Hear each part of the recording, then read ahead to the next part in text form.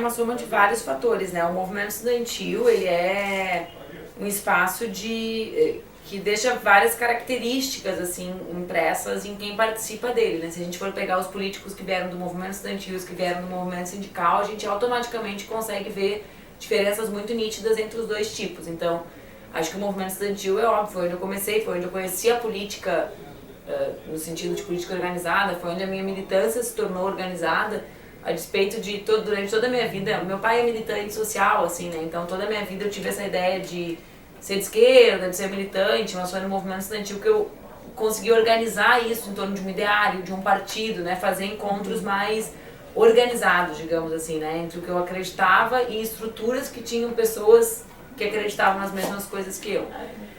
Porque eu não acredito muito no conceito de liderança nesse sentido mais tradicional, assim, né? Acho que, como eu, existiam várias pessoas no movimento estudantil, idealistas no sentido ok dessa palavra, certo? Não no sentido, assim, de utópicas, mas pessoas com ideais que militavam e que, combinado a isso, tinham um partido como o meu, né? E aí entra uma diferença entre a possibilidade de eu me tornar a líder que eu sou e outras pessoas com as mesmas características que eu, que foi um partido que trabalha já com uma outra lógica eleitoral. Então, eu posso dizer que eu fui eleita há 12 anos com um sistema eleitoral diferente do sistema brasileiro, porque o PCdoB já concentrava suas candidaturas, já trabalhava internamente com uma ideia de lista, né? Já priorizou a minha candidatura na televisão, que é um recurso público, a televisão ela é financiada pelo poder público, e que com isso eu consegui dar maior vazão àquilo que eu defendia no movimento estudantil. Por que eu estou dizendo tudo isso? Porque eu acho que naquela altura, em 2004, que tu perguntou do início, né, que é a minha primeira eleição, eu tinha muitas características comuns com outros bons quadros, né? Sempre fui estudiosa, fui dedicada, nunca fui uma aluna vagal, né? Então, bons quadros políticos da esquerda, né? Mas eu tive uma diferença que foi o partido que eu milito e a forma como o meu partido propicia o protagonismo dos seus jovens, que os outros não proporcionam por regras internas, por disputas internas ou por perpetuarem os mecanismos da legislação eleitoral brasileira. Financiamento privado, televisão para poucos, né? Então, isso para mim é um pouco a cara de 2004. Eu não achava que ia ser uma política, né? Então, também isso eu acho que é importante, porque isso também desconstrói um pouco. A política brasileira é feita por pessoas que idealizam a política, no sentido de que a política vai ser minha vida, concorre 3 ou 4 eleições, até acumular votos para se eleger, né? Uma ideia de uma carreira política, eu tenho um sonho de ser.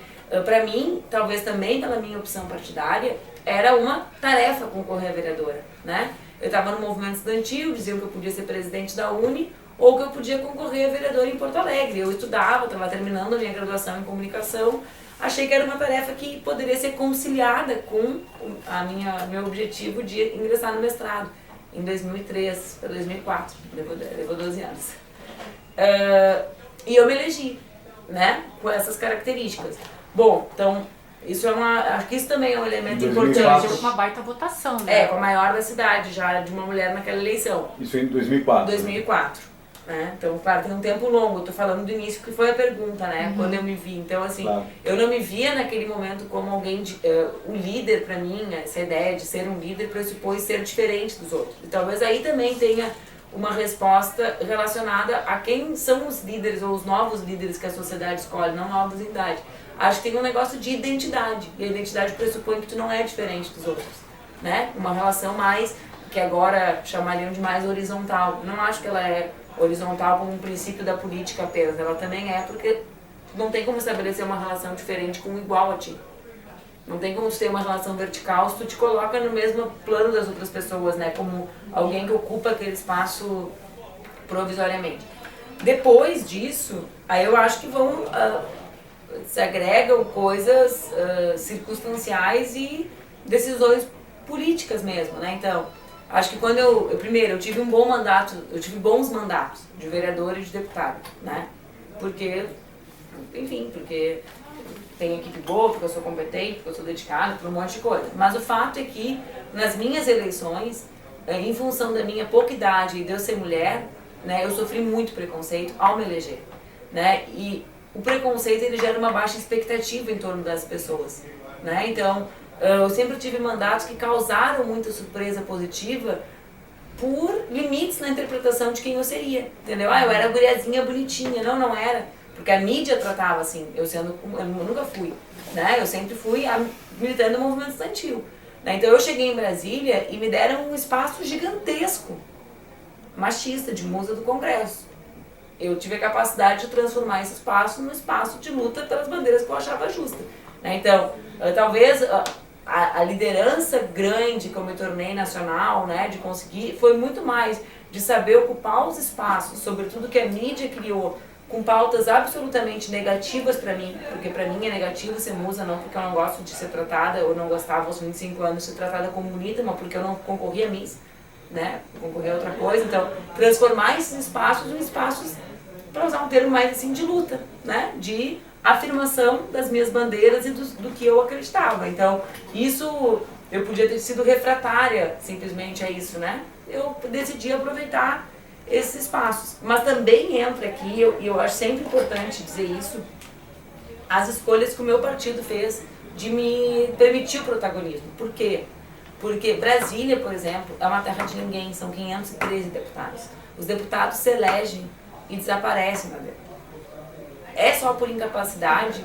Claro que tem capacidade, né? Eu relatei a lei dos estágios, do Vale Cultura, porque a minha equipe acordava cedo para ver o que entrava na Câmara. E aí a gente corria atrás de relatar. Então, óbvio que tem mérito, não estou tirando meu mérito. Só que, por que eu presidi a Comissão de Direitos Humanos? Ou por que eu fui líder do meu partido? Entende? Isso permite o protagonismo. O colégio de líderes são 12 deputados. Eu fui líder aos 30 anos de idade, eu fui presidente da Comissão de Direitos Humanos aos 29 anos. Entende? Então, por quê? Então também tem um problema de não renovação das lideranças brasileiras, porque os partidos não permitem no seu sistema, né? A legislação ela é restritiva, depois os partidos são restritivos, e quem consegue furar a barreira também é tirado de cena. Porque eu fui líder do Aldo Rebelo, da Jandira Fegali, como assim, entende? Por quê? Né? De outros, a Luciana Santos, que é a nossa presidente nacional. Né? Então, é um critério também de permitir que a liderança se coloque como liderança, né? Se empodere, conheça, acerte e erre, né? Óbvio que... Você está dizendo que o teu partido te deu esse espaço. Exato, porque senão se a gente entra numa lógica de que as lideranças se constroem, óbvio que muitas se constroem só individualmente, né? Porque o sistema político brasileiro, ele favorece lideranças individuais. Personaliza, mas não é o meu caso. O meu caso é... Eu não tenho aqui nenhuma falsa humildade. O meu talento, a minha capacidade, o meu esforço para superar os meus limites, né? A abnegação com que eu construí os meus mandatos. Eu fui aos 25 anos em Brasília, eu tenho um monte de mérito. Mas os espaços que eu ocupei, que me permitiram exercer essas minhas características, têm muita relação com as escolhas e com a abertura que o meu partido dá a novas lideranças.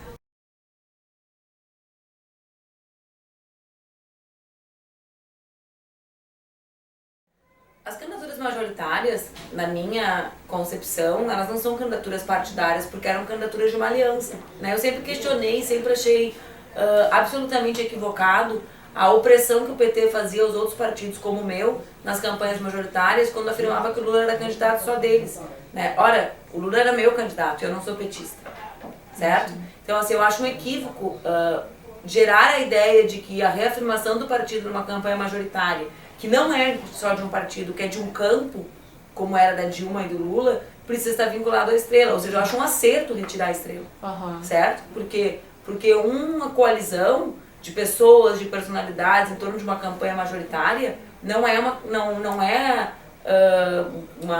campanha de um partido. Então eu apenas fiz aquilo que eu gostaria que tivessem feito comigo em todas as campanhas que eu tive que usar a foto do Lula com a estrelinha, com o 13. Não, o meu 13 não era com estrelinha, entendeu? Então eu fiz aquilo que eu acho digno, correto e amplo, né, com os outros que não eram do meu partido e queriam me apoiar, e que inclusive diversos outros partidos, né, que estavam nas duas diferentes coligações que eu fiz. Nas minhas campanhas proporcionais eu sempre usei porque no parlamento representa um conjunto de eleitores, né, uma parte, e um partido político. Eu acho que são coisas distintas. Embora o coeficiente seja calculado pela coligação também. Mas é que a coligação, seja em qualquer forma, qualquer sistema eleitoral, os votos eles são nominais, mesmo na lista fechada, né? Sempre existe, não existe nenhum modelo de país em que os candidatos sejam escondidos na lista. Claro. Né? Então sempre existe o papel do indivíduo. E para mim é o momento de reafirmar as características que te diferenciam no parlamento.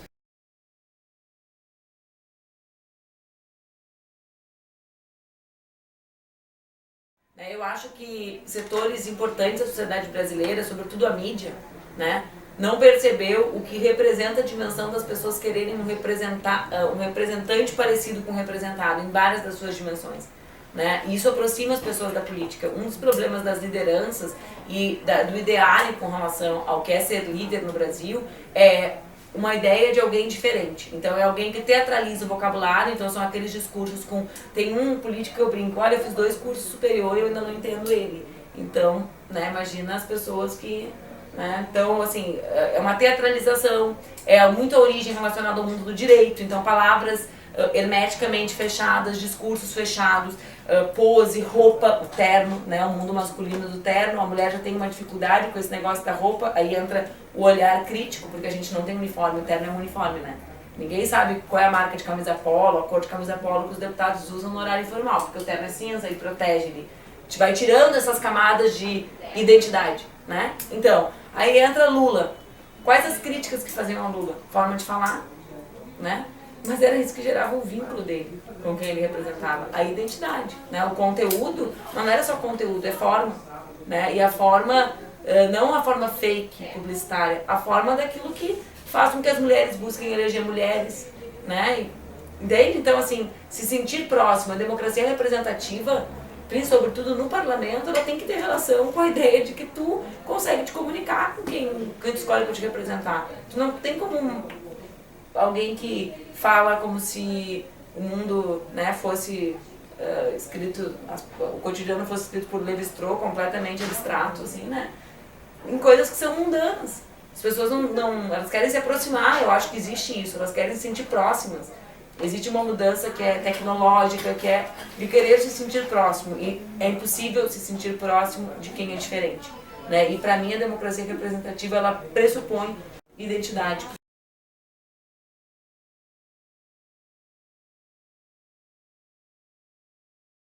É evidente que a cultura política está mudando. Uma parte dos políticos que ainda exercem mandatos não viveram num ambiente democrático.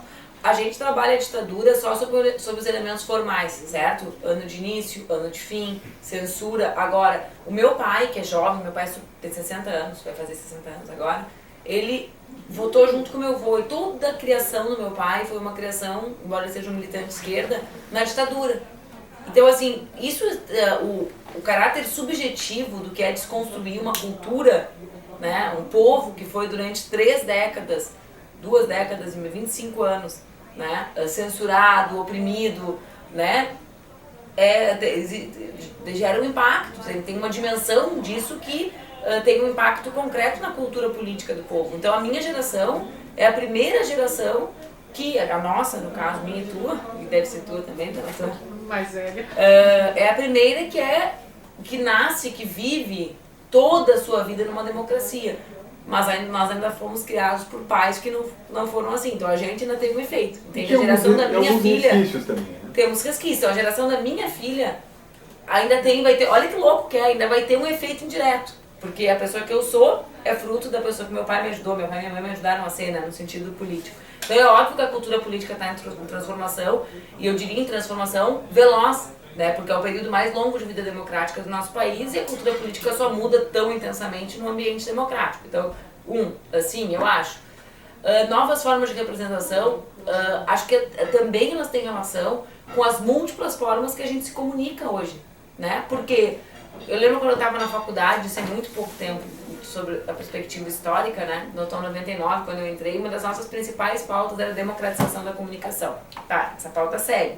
Agora, enquanto a gente luta para que as 5 principais famílias não dominem a comunicação, concretamente já mudou. Então existe o oligopólio, quem pauta, tem estudo, a gente, não estou questionando nada do que a gente luta, só que eu posso dizer, tá, eu sei quem pauta mais, eu posso aferir no Twitter que quando a Globo fala um tema é mais relevante do que quando ela não fala, tá, ó, só que eu quero te dizer o seguinte, hoje eu consigo ser uma liderança que tem o seu espaço para dar as suas opiniões cotidianamente, mesmo que não me chamem para programa nenhum. Independentemente da grande mídia. Não é o mesmo volume, mas tu vai construindo, entendeu? Tu vai alterando as pautas. A pauta de gênero no governo Temer, certo? Eu recebi num grupo, olha aqui tal coisa, tu já te deu conta quando estava especulando. Eu coloquei no Twitter, 2 jornalistas já me escreveram, nossa, que pauta boa, certo? Um dia antes da posse. Ainda pensei, pô, eu vou botar... E pegou inclusive nos grandes meios essa pauta. Mas é isso que eu quero te dizer, não surgiu de graça nos grandes meios, surgiu de baixo para cima. Então, é óbvio que tudo isso muda. Como é que vai ser igual se a guria tá vendo o seguinte, poxa gente, olha aqui, nós botamos no Twitter, botamos no Face que não tem ministra mulher e a Eliane Cantanhete foi obrigada a falar sobre isso, entendeu? Não dá pra fazer de conta que não existe. Então é óbvio que isso muda, isso empodera as pessoas. Por quê? Porque as relações de poder, elas também são relações de como a gente se comunica, né? Das coisas que a gente diz uns para os outros, né? De quem diz. Quem é o portador da mensagem. A internet permite que a gente tenha vários emissores, né? A gente não é... Eu lembro direitinho da minha primeira aula na Faculdade de Teoria da Comunicação, que o Antônio Hoffert, que é um ótimo professor, colocou uma bolinha, um E, uma flechinha e uma bolinha, um R. E depois eu fiquei anos, eu comecei na faculdade pensando como que ele daria essa aula agora. A primeira aula do curso, porque não existe mais isso. Qual é o sentido das flechinhas agora? Claro que isso vai pegar a Rede Globo, tem lá William Bonner, a bolona E, né, um monte de flechinha, um monte de R. Mas mesmo o William Bonner foi obrigado a tratar do episódio de racismo da Maju, no ar. Por quê? Porque as bolinhas R's devolvem. Né? Em algum grau que ele sabia que ele era obrigado a falar, porque senão eles vão ter tocado naquele assunto. Então é óbvio que o movimento, sempre existiu um movimento de mulheres, é óbvio, né? Querer dizer que o feminismo é novo, não é. As velhas do meu partido, velhas militantes, já falam dessas causas há milênios. Mas é novo o ânimo que dá, tu vê que a tua luta tem ouvidos, né? Que as pessoas escutam, né? Que não é, então, isso tudo vai alterando a cultura política. Eu acho. E vai mudando quem tu quer ver apresentado.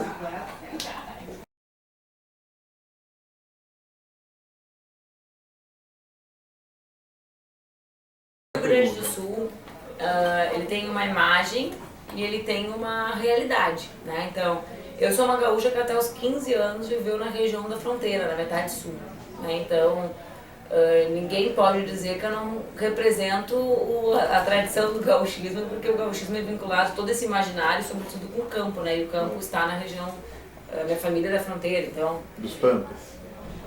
Dos Pampas. Mas eu acho que o que se abstrai é que o Rio Grande do Sul tem uma das tradições mais progressistas do Brasil, né? Então, a seu tempo, numa fase do seu governo, Getúlio foi um desenvolvimentista, né? A questão do direito alternativo, o Rio Grande do Sul é o berço disso, né? No trabalhismo. Então, assim, eu acho que o gauchismo, né, ele não é algo... Eu poderia te dizer assim, todos os militares estiveram na aula com o Goberi na Escola Militar de Porto Alegre. Então, o Rio Grande do Sul ele gerou várias tradições. Não existe uma uniformidade. E eu...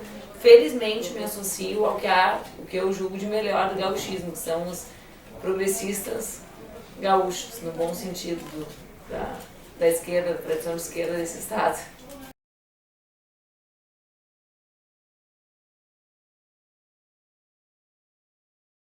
Se a Bruna estivesse aqui, eu ia te apresentar ela. Eu tenho uma sorte muito grande, assim.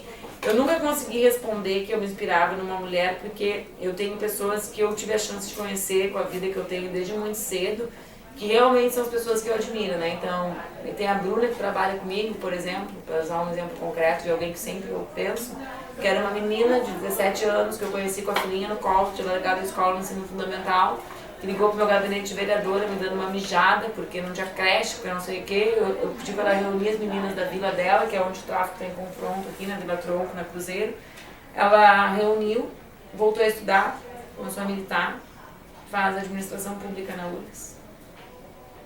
Mesmo que tenha perdido um enteado no tráfico, mesmo. Então, assim, como é que eu acho que a humanidade tem pessoas assim que podem nos inspirar em muitas coisas, sabe? Então, a gente falava sobre isso, né? Então, alguém que consegue superar o sem número de entraves burocráticos para investir numa cidade, que consegue ter o seu pequeno negócio. Então, tem acho difícil totalizar, até porque as pessoas têm muitas qualidades, têm muitos defeitos. Eu fui deputada com uma bancada de mulheres do PCdoB, né? Então eu pude acompanhar. Às vezes as pessoas podem olhar, a Jandira Fegali, né, grande mulher de esquerda, como a Jandira é, e que ganhou uma visibilidade grande agora na luta contra o golpe, contra o impeachment da presidente Dilma. Mas talvez as pessoas não tenham nem ideia de como ela é mais admirável do que ela parece ser, de quanto ela abre mão de coisas que são importantes para todas as pessoas. Né? Ela tem um filho de 9 anos, que mora no Rio de Janeiro, não mora em Brasília, entende? Então, assim, a rotina das pessoas ela é muito mais admirável. Os enfrentamentos diários com as coisas que a gente quer ser, com as coisas que a gente abre mão, com as coisas que a gente decide não abrir mão, né? Que também é um gesto de coragem, do que a ideia pronta, enlatada de um Getúlio Vargas. Eu não sei como era o Getúlio, não sei se ele teve que abrir mão de alguma coisa, claro, ele representa valores épicos da história, como foi o Brizola, né? Então as pessoas, elas são, acho que, bem mais complexas do que grandes líderes.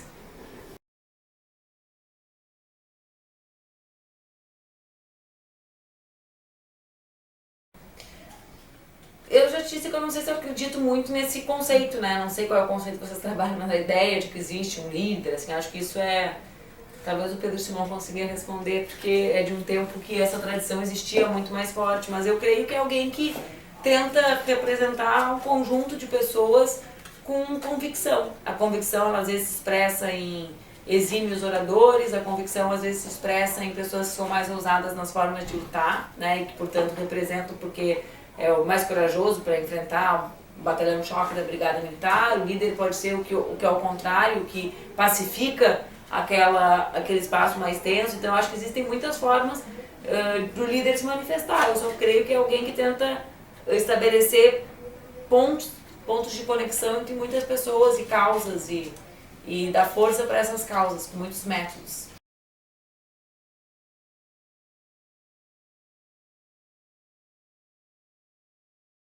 As pessoas, elas esperam de um líder que ele seja alguém que seja coerente, né, entre o que ele defende, o que ele acredita. Então, acho que talvez a coerência seja uma grande característica, assim, que as pessoas devam ter, né, os líderes devam ter, todas as pessoas. Eu acho que não difere muito do que a gente espera de qualquer pessoa, sabe? Existe uma ideia de que ele é quase próximo a uma ideia de marketing político, sabe? Perfeito. Que é possível produzir uma liderança. E eu acho assim que eu sou muito diferente da Maria do Rosário, da Luciana Genro. Existem trajetórias, existem coisas circunstanciais, existe dedicação, existe gente que... Poxa, eu conheço gente que a vida inteira coleciona cada voto, sabe? Então, assim, a trajetória de cada um é muito diferente pra gente tentar botar tudo num lugar e dizer, olha, um líder político tem isso, né? Então, tem políticos brasileiros que, assim, a gente sabe, 112, eu tinha colega que era assim, tenho 112 votos em tal cidade, sabe? Então, assim, como é que tu vai comparar esse com alguém como o Jean?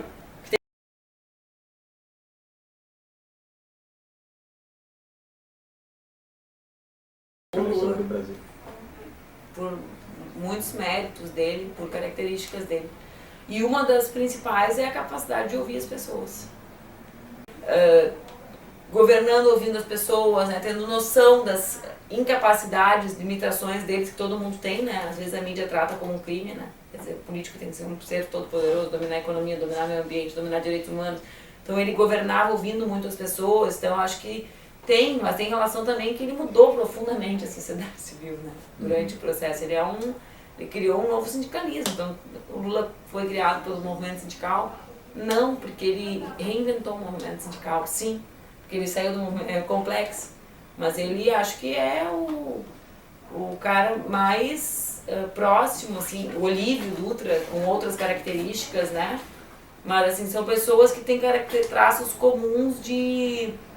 O Lula mais que o Olívio, na minha opinião, bem mais, mas de ter, talvez, permanecido aquilo que eles eram. Se tu pegar uma foto dos guris com 22 anos que entram em Brasília, como eles estão 2 anos depois, tu vai entender exatamente o que eu quero dizer. As pessoas se transformam. E isso é uma transformação que ela é de forma e de conteúdo, né? E essa transformação, ela é um enquadramento na teatralização, no distanciamento, no imaginário. Assiste uma sessão aqui que tu vai entender o que eu estou te falando. Né? O bom político, é o que fala difícil, é o que usa terno cinza, é o que se despersonifica, como se existisse um perfil de liderança. Acho que tem a ver, inclusive, como exerce o poder. Talvez tu tenha pegado, talvez não tenha pouco a ver com o poder.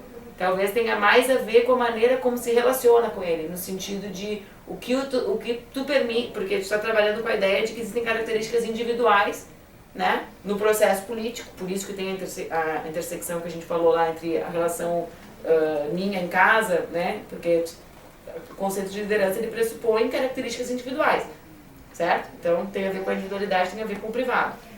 Agora, essa pessoa, quanto ela permite que isso altere em função do jogo do poder? Talvez tenha relação com isso. Né? O quanto o Lula deixou de ser ele e fazer piada e dar tapinha nas costas do Barack Obama ou do Bush. Entendeu? Perfeito. Tem a ver com isso.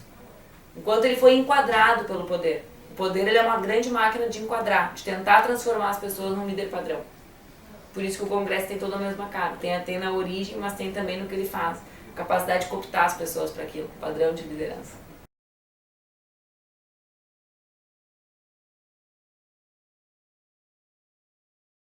Eu não nego que existam pessoas que brilhem, entendeu? Eu só acho que não existe assim, um padrãozão para elas. Acho que existem muitos líderes que surgem no movimento. Agora mesmo nessas novas movimentações, então a gente pode pegar o Boulos, que todo mundo fala, né? Fala um novo Lula.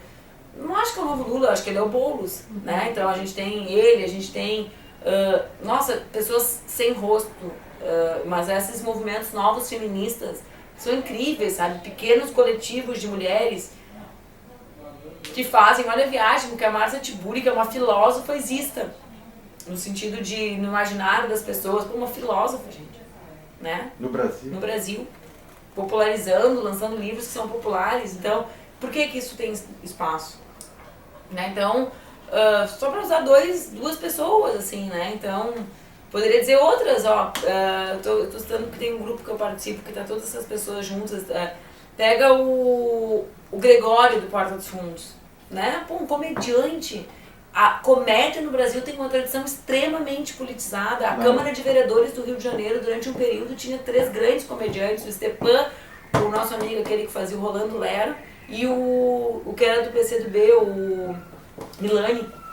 Certo? Então a comédia no Brasil tem esse elemento. Então o Porta dos Fundos, o Gregório retoma isso. Né? O Gustavo Mendes, que é o Dilmão, aquele idem, né? Hoje ele fez uma genial com relação ao Feliciano. Então, entende? Tem, assim, pessoas que surgem, que não precisam ser políticos, né? Então, a comédia sempre teve essa tradição no Brasil. É a história um pouco dos programas de humor. Tem, né? tem uma linha de pesquisa dentro do nosso projeto que é para estudar política e humor. Ah, que massa! Na formação de lideranças. Então, né? Como eles se projetam pela política e ajudam a projetar. Isso. Então, tem muita gente nova surgindo, assim. Eu sou muito otimista, apesar de tudo, com